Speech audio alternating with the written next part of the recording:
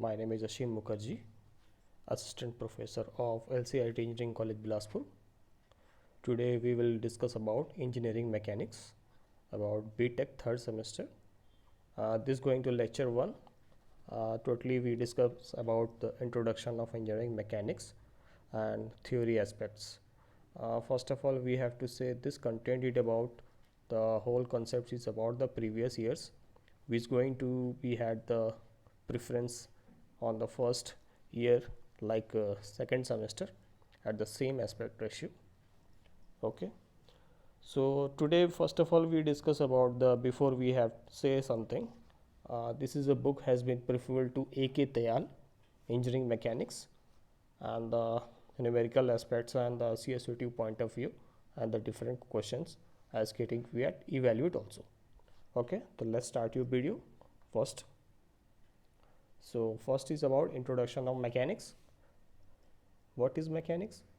Mechanics is a physical science deal with the state of rest or motion of a bodies under the action of forces. Means the two sentence has been the word here state of rest and action of forces means bodies. State means what? Means suppose any object at the constant at the position at fixed section, no motion, that is called state of rest.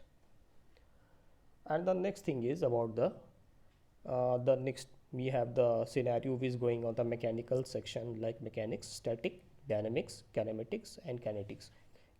Static means stay at the constant, means किसी भी object को आप अगर force नहीं लगाते हैं वो अपनी जगह पे स्थिर है, दैट इज़ कॉल्ड स्टैटिक. या किसी ब्लॉक पे अगर आप फोर्स लगाते हैं दैट इज़ इंटरनल फोर्स हो चाहे एक्सटर्नल फोर्स, अगर वो बॉडी कांस्टेंट है that is called static.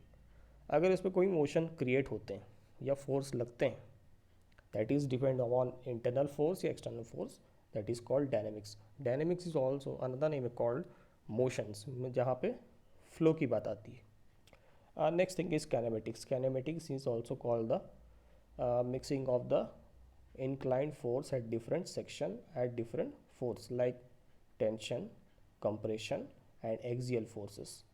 And kinetics also the forces of the air flow liquid. Okay, so why we study for mechanics? This science from the groundwork from the further study in designs and analyze structure. मतलब किसी भी structures को आप design करने के लिए किसी में मेंबर पे कितना लोड है कितना फोर्स है उसको जानने के लिए आप मैकेनिक्स की स्टडी करते हैं. इससे रिलेट आप ट्रस से कर सकते हैं. Truss is also the best example of engineering mechanics. Okay, so next thing is better we have understand for this slide is engineering mechanics. It is a branch of physical science which deal with the state of body under the action of external agencies. Two same thing aspect of states and external agency. State means first of all state of rest and state of motion. External agencies means जो बाहरी force अगर किसी object पे लगे means उसका force और उसका moment. Moment means उसका फोर्स एंड उसका perpendicular distance. Another is very important force. ये क्वेश्चन 2 नंबर का भी आता है. Force is an action of external agencies which changes or tries to the change that state of an body. Means force जो है वो wait की quantities है, इसका मैग्नीट्यूड जो होगा वो वेट के डायरेक्शन से होता है, that is the unit of Newton. Okay, अब फोर्स को आप पुश और पुल भी कह सकते हैं जो क्लास 9 से लेके अब तक आप पढ़ चुके हैं. ठीक है, so moment is a measure of turning effect. Unit is called newton meter. Moment is another called force into perpendicular distance. This is a force and this is a perpendicular distance. And the examples of एक line force pass कर रही है किसी plane पे और उसका point है इस सेंटर पे, तो इसके बीच का जो डिस्टेंस होगा that is called perpendicular distance.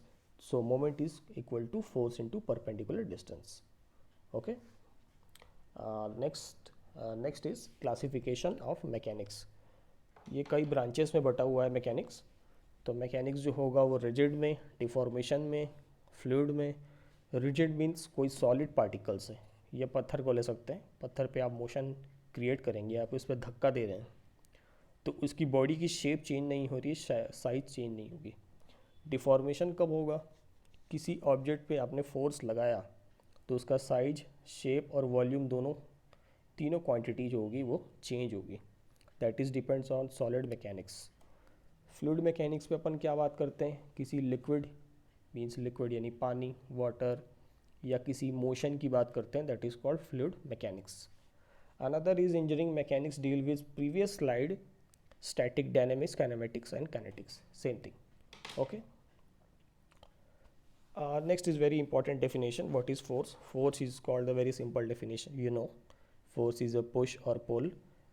What happens to have force combined? Force combined to produce a net force. So net force आप जानते ही हैं, अगर दुनिया में जितने भी फोर्स x डायरेक्शन पे हो जाए, समेशन fx की बात करते हैं. Summation fx equal to zero, that is called x axis belong. अगर y पे होगा तो summation fy equal to zero होगा. ओके. नेक्स्ट इज फोर्स का आप एग्जांपल दे सकते हैं. कोरिलेट कर रहे हैं, एक फोर्स जो है वो एक्सटर्नल फोर्स डिपेंड कर रहा है और एक पुल कर रहा है. ठीक है, तो पुश और पुल दोनों पे होगा. That is called force. Types of force, ये बेसिकली बहुत सिंपल चीज़ें हैं. जो कॉन्टैक्ट फोर्स की बात करते हैं, applied force, spring force, drag force, frictional force, normal force, किसी ब्लॉक की बात करते हैं. नॉन कॉन्टैक्ट फोर्स कौन से होंगे? मैग्नेटिक फोर्स, जो मैग्नेट के जरिए आ रहा है. इलेक्ट्रोस्टैटिक फोर्स, मतलब आप सिंपल इससे रिलेट कर सकते हैं, अगर आपके हेयर में ऑयल है, अगर आप उससे कंघी कर रहे हैं, किसी ऑब्जेक्ट को अगर टच करते हैं तो इलेक्ट्रोस्टैटिक फोर्स क्रिएट करता है. ग्रेविटेशनल फोर्स क्या होगा? कोई ऑब्जेक्ट डाउनवर्ड डायरेक्शन पे अगर डिपेंड करता है किसी ऑब्जेक्ट के अकॉर्डिंगली, अगर कोई ऑब्जेक्ट को आपने रिलीज़ किया, अगर वो डाउनवर्ड डायरेक्शन पे जा रहा है, that is called gravitational force axis in depend upon that content. Okay. Next is types of force, also similar for the best example. Drag force, gravitational force, spring force are the same aspect ratio as previous slide. Okay. Next is very important, moment.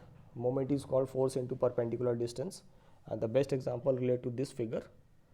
Weight is called dependent of force into perpendicular distance. The unit is moment called Newton meter.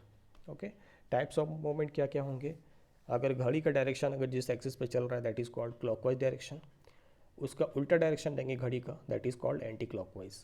तो clockwise moment को अपन positive बोल सकते हैं क्योंकि वो add हो रहे हैं. एंटी क्लॉकवाइज क्या होंगे? वो नेगेटिव होंगे, रिलीज के वो डाउनवर्ड डायरेक्शन पे होगा, या फिर बेस्ट ले सकते हैं एंटी क्लॉकवाइज, वो नेगेटिव होने के कारण वो डिक्रीज हो रही है. ठीक है. Again best is important about quantity. Quantity क्या होगी? कोई भी ऐसी चीज़ जिसको आप डायरेक्टली मेजर कर सकें, डायरेक्टली या indirectly. Anything which can be measured for directly और इनडायरेक्टली इज कॉल्ड क्वांटिटी. जिस किसी भी क्वांटिटी को आप डायरेक्टली इनडायरेक्टली मेजर कर सकते हैं वो क्वांटिटी होगी. स्केल हो सकता है, पेन हो सकता है, रबर हो सकता है, एनीथिंग. और इनडायरेक्टली वे से आप एज्यूम कर सकते हैं कि स्क्रू का डायमीटर क्या होगा, किसी भी सेक्शन का, किसी भी बीम का, किसी भी कॉलम का, किसी भी एंगल का कितने डिग्री पे वो प्रोड्यूस हो रहा है, दैट इज़ कॉल्ड क्वांटिटी. तो स्केलर क्वांटिटी कौन सी होंगी? जिस पे मैग्नीट्यूड डिपेंड करेगा, जो डायरेक्शन नहीं होगा, स्केलर क्वांटिटी. वेक्टर क्वांटिटी कौन सी होगी? वेक्टर क्वांटिटी जो होगा वो फोर्स. बेस्ट एग्जांपल ले सकते हैं, वो ऑब्जेक्टिव क्वेश्चन में पूछा जाता है, what is the vector quantity, तो फोर्स इसका बेस्ट एग्जांपल होगा. तो स्केलर के लिए एग्जांपल आप दे सकते हैं time, volume, speed, mass, temperature, distance, entropy, energy, work. ठीक है. तो उसके बाद इंपॉर्टेंट आता है, ये 2 नंबर क्वेश्चन पूछा जाता है, 2 to 4 marks in between. What is rigid body?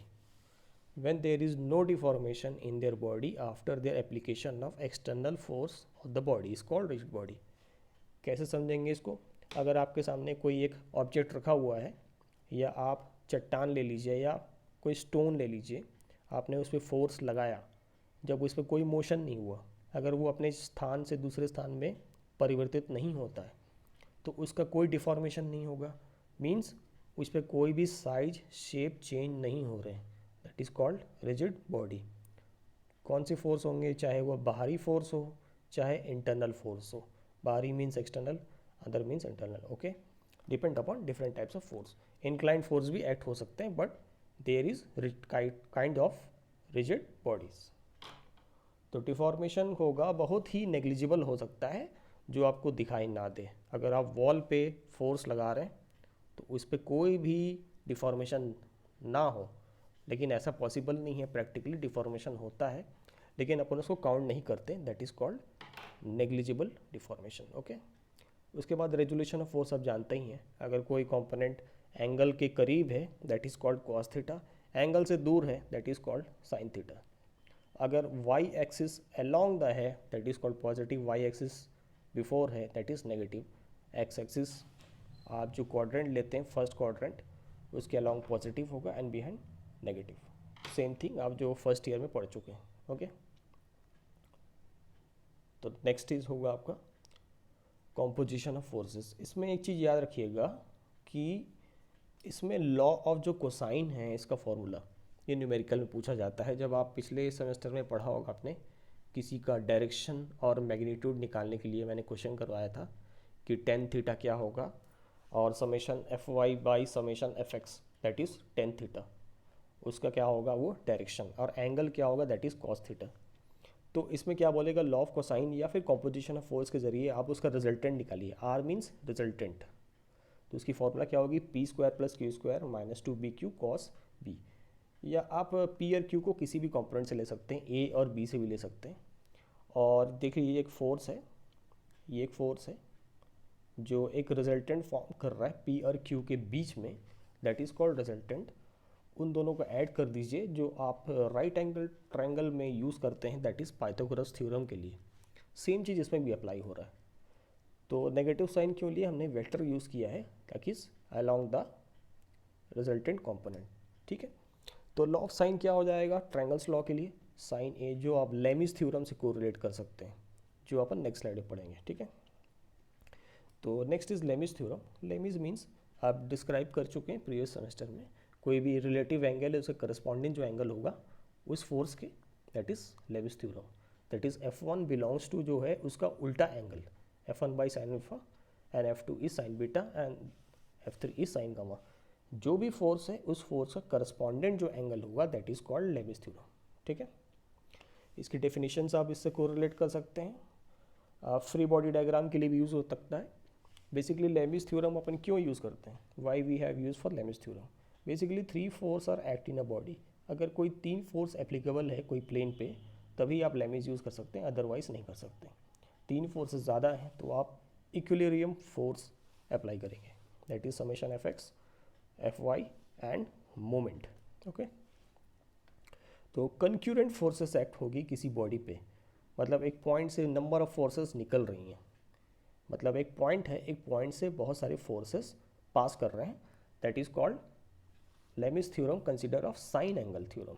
Okay, और इसका प्रोपोर्शनलिटी होगा जो भी उसका फोर्स मैग्नीट्यूड, जैसे F1 F2 F3 हो सकते हैं, depend on correspondent angle. Okay, इसका एग्जांपल ले सकते हैं एक न्यूमेरिकल से।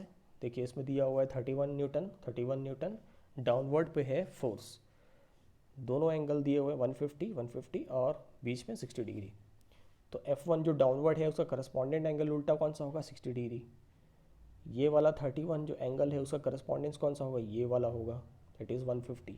फिर ये वाला 31 इसका उल्टा होगा, दैट इज़ 150। तो इससे आपको क्या निकलेगा, फोर्स, और फोर्स की यूनिट क्या होगी, न्यूटन। ठीक है, next is free body diagram का डेफिनेशन। ये क्वेश्चन बहुत इंपॉर्टेंट है, पूछा जाता है CSVTU में। The force which can be drawn from the free to be sketch which all the forces vector acting on the object are drawn with the initial point at the location of the object. Means किसी भी body का जो force होगा वो, अगर आप किसी body पे फोर्स लगाते हैं चाहे अपने तरफ that is called inward force, पीछे की तरफ लगे दैट इज़ बैकवर्ड फोर्स। किसी बॉडी का जो वेट होगा वो डाउनवर्ड डायरेक्शन पे होगा, that is weight equal to mass into gravity. ठीक है, और उस वेट के ऑपोजिट वाला जो फोर्स होगा नॉर्मल डायरेक्शन, और जो अप्लाइड फोर्स के जस्ट कॉरस्पॉन्डेंट होगा उसको बोलेंगे फ्रिक्शन फोर्स। ठीक है, एक ब्लॉक रखा हुआ है, इसका फ्री बॉडी बनाना है। देखिए वेट हमेशा डाउनवर्ड ऐड करेगा, जस्ट इसके ऑपोजिट आप क्या करेंगे, एक कोफिशिएंट ऑफ फ्रिक्शन बनाएंगे म्यू, और इसके जस्ट नॉर्मल बनेगा आपका नॉर्मल डायरेक्शन। ठीक है, so thank you for this watching for the lecture. इसका रेफरेंस आपको एक तैयार बुक में मिल जाएगा, और नेक्स्ट स्लाइड में अपन और भी कुछ इंटरेस्टिंग क्वेश्चंस करेंगे और थ्योरम एस्पेक्ट्स करेंगे। So thank you.